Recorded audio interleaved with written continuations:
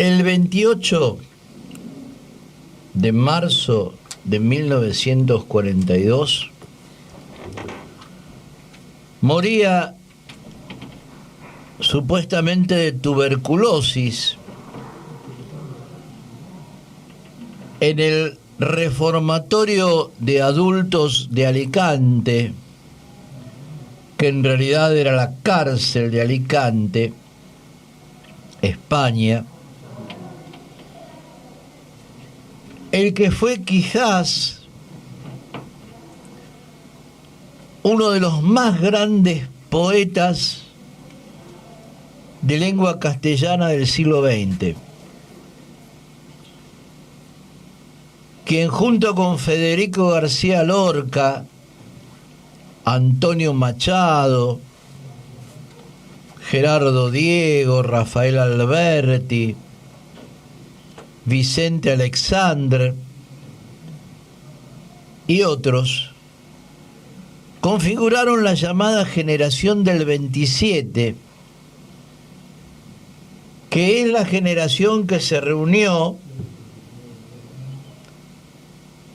en el año 1927 en el homenaje a Luis de Góngora, sindicado como el padre literario de la mayoría de ellos. La mayoría de estos poetas, si no todos, abrevaron en la poesía de Luis de Góngora y le dieron al mundo una muestra más que acabada de lo mejor de la historia de la poesía. Miguel Hernández nació el 30 de octubre de 1910 y a la fecha de su muerte tenía 32 años. Era un joven de 32 años, era un niño de 32 años, que se había casado con Josefina Manresa, pastora de ovejas, costurera, uno de los grandes amores y obviamente el último amor, el último gran amor de Miguel. Con Josefina tuvieron 2 hijos. Estos 2 tuvieron una vida bastante ajetreada. El primero murió al año de haber nacido, se llamó Manuel Ramón, y el segundo se llamó Manuel Miguel, nació en 1939, el año en el cual Miguel Hernández fue detenido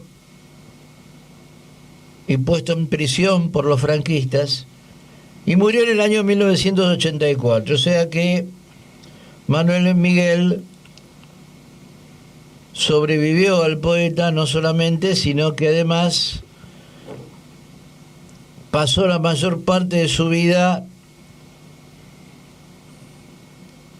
compartiendo con su madre, con Josefina, que murió en el año 1987, 3 años después que él.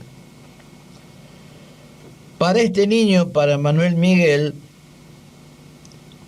Hernández compuso uno de los poemas más maravillosos que se han escrito y que ha sido cantado por Joan Manuel Serrat y que ha sido difundido por todo el mundo. Se llama Nanas de la Cebolla, y que es un poema que Miguel Hernández le dedica a su niño desde la prisión, en donde habla del hambre que sufre ese niño y de toda la amplia gama de privaciones que tiene que soportar tanto él, que recién ha nacido, como su madre. Fue poeta y dramaturgo, autor de varios libros de poemas, entre los cuales yo quiero destacar los tres principales, que son indudablemente Perito en Lunas, al menos indudablemente para mí, Perito en Lunas, El rayo que no cesa y Vientos del pueblo. Vientos del pueblo me llevan. Y también escribió teatro. En aquella época, los poetas también hacían teatro. Federico García Lorca, que era un gran poeta, también hacía teatro. También escribía obras de teatro.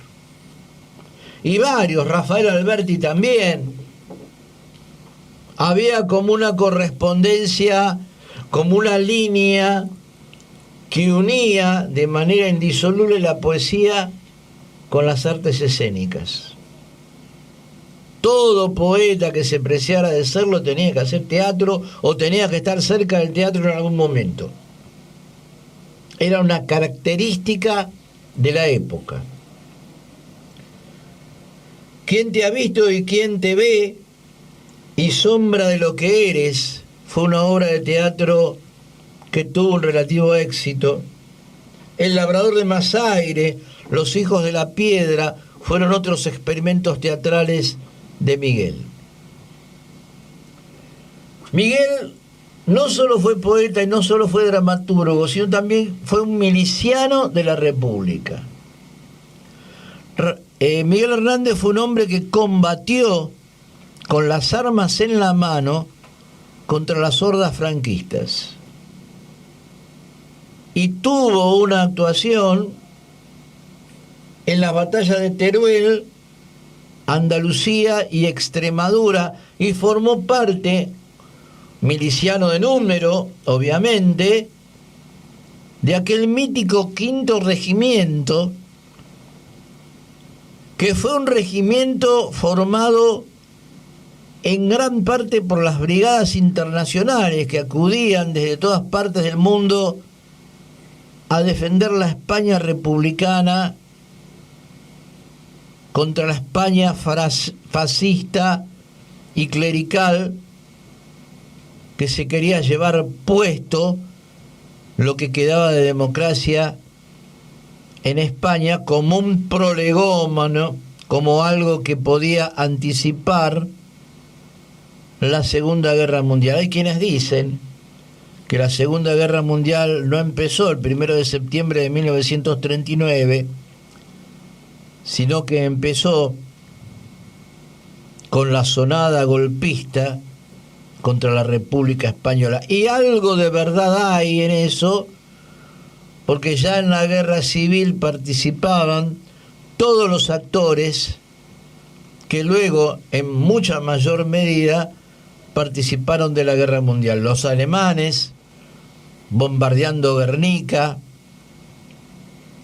las tropas italianas unidas a la falange de Franco contra los tanques enviados por la URSS para defender a la República y las brigadas de todas partes del mundo peleando en la tierra de Cervantes.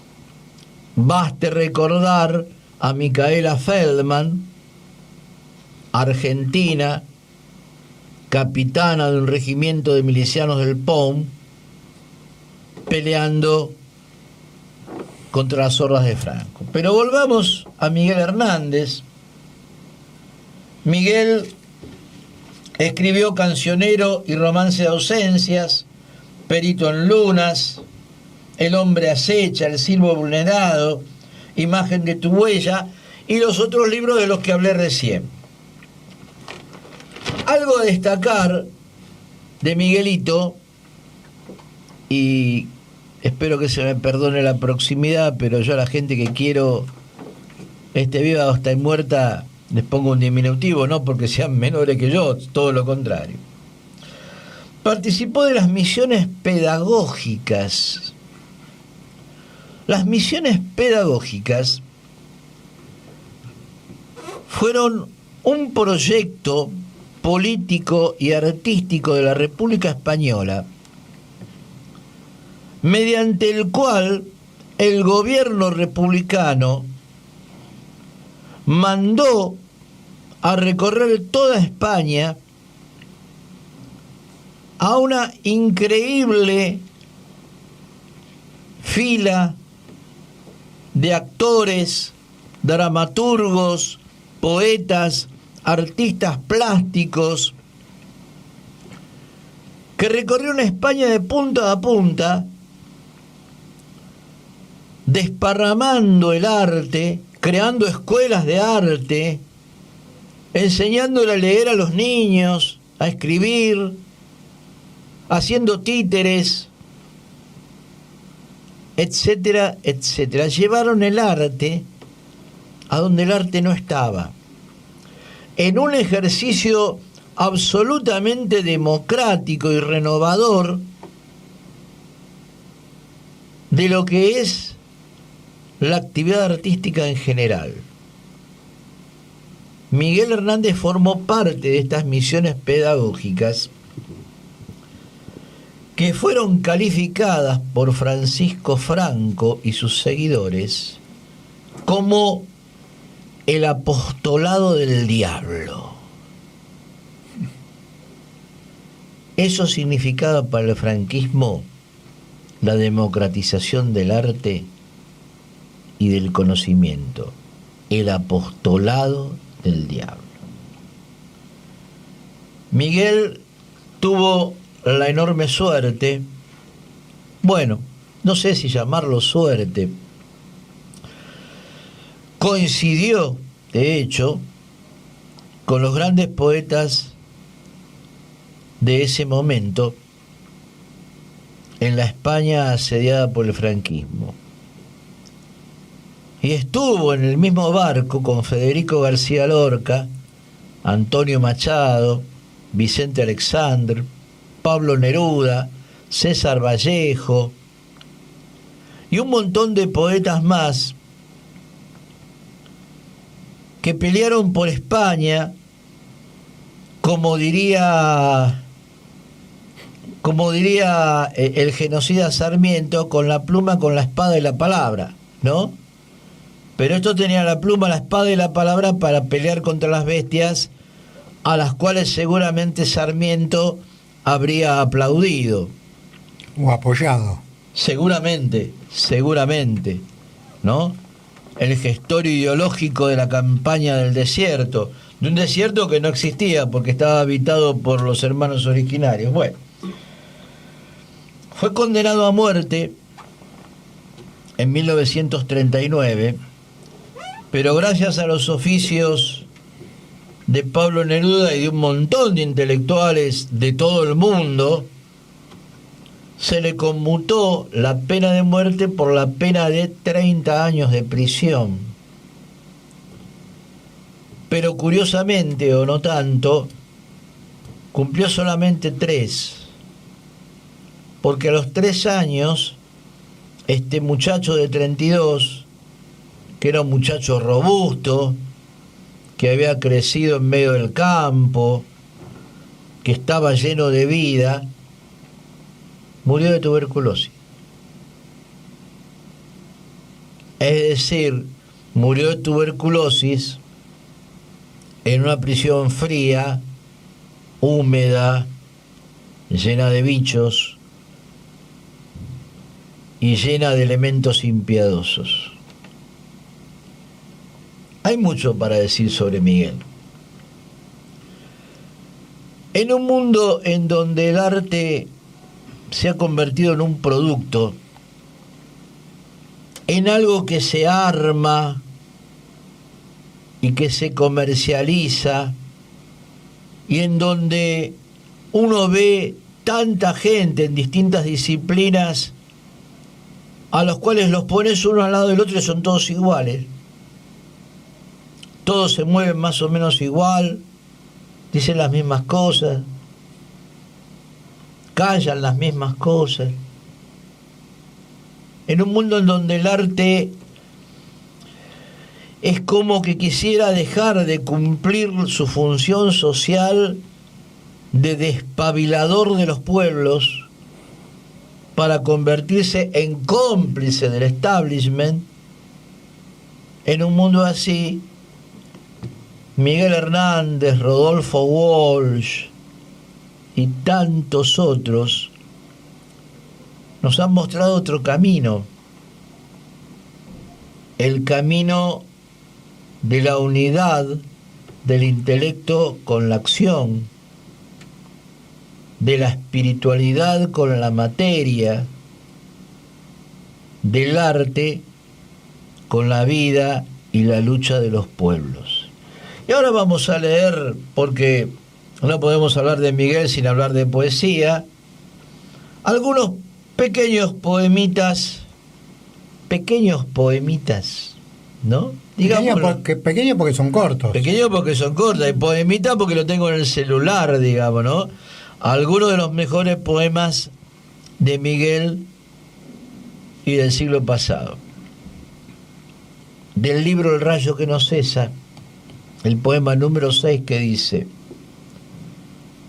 umbrío por la pena, casi bruno, porque la pena tizna cuando estalla, donde yo no me hallo, no se halla hombre más apenado que ninguno. Sobre la pena duermo solo y uno, pena es mi paz y pena mi batalla, perro que ni me deja ni se calla, siempre a su dueño fiel, pero importuno. Cardos y penas llevo por corona, cardos y penas siembran sus leopardos, y no me dejan bueno hueso alguno. No podrá con la pena mi persona, rodeada de penas y de cardos, cuánto penar para morirse uno. Y vamos con otro, que lo tenemos por acá. Deme un segundito. Este se lo escribió a Josefina Manresa. Es un poema cortito, el poema número 11. Te me mueres de casta y de sencilla. Estoy convicto, amor, estoy confeso, de que, raptor intrépido de un beso, yo te libé la flor de la mejilla. Yo te libé la flor de la mejilla, y desde aquella gloria, aquel suceso, tu mejilla de escrúpulo y de peso se te cae deshojada y amarilla. El fantasma del beso delincuente, el pómulo te tiene perseguido, cada vez más patente, negro y grande. Y sin dormir estás, celosamente, vigilando mi boca, con qué cuido, para que no se vicie y se desmande. Este era una pequeñísima muestra de lo que fue Miguel Hernández. A lo mejor más tarde leemos algo más, pero para no atribular a los oyentes con tanta poesía junta, damos paso a lo que sigue.